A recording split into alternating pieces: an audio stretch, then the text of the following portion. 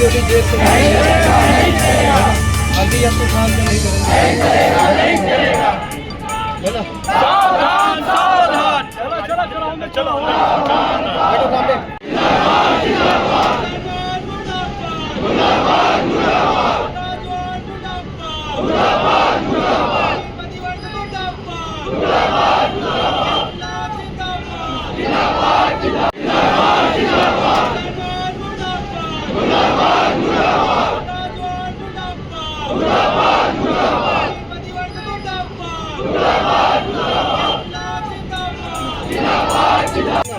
लाठी गोली जेल से नहीं चलेगा, आंधी या तूफान से नहीं करेंगे।